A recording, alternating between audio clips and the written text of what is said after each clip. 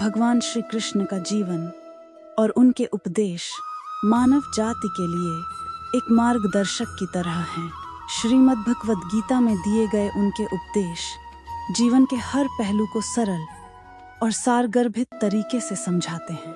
श्री कृष्ण ने अर्जुन को युद्ध के मैदान में जो शिक्षाएं दी, वे न केवल उस समय के लिए बल्कि आज के जीवन में भी उतनी ही प्रासंगिक हैं।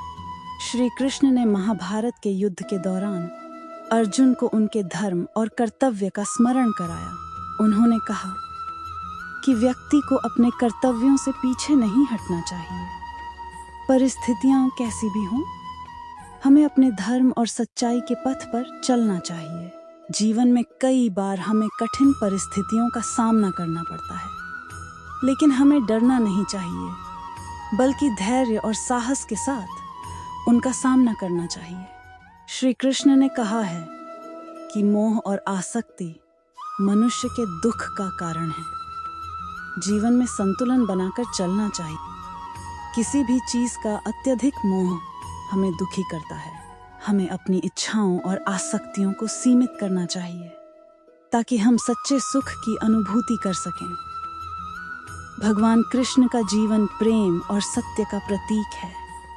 उन्होंने गोकुल और वृंदावन में अपनी लीलाओं के माध्यम से प्रेम का महत्व समझाया। उनके प्रेम का आधार आत्मिक और निश्चल था।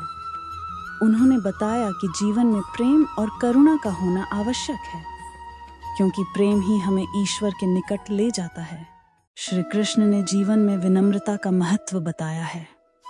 अहंकार व्यक्ति को पतन की ओर ले जाता है। जब भी मनुष्य अपने अहंकार के वशीभूत होकर कार्य करता है, तो उसका जीवन असफल हो जाता है।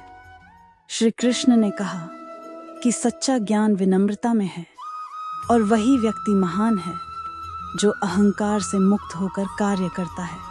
भगवान कृष्ण ने गीता में योग का महत्व भी समझाया है। योग के माध्यम से व्यक्ति अपने मन और शरीर को संयमित करता है।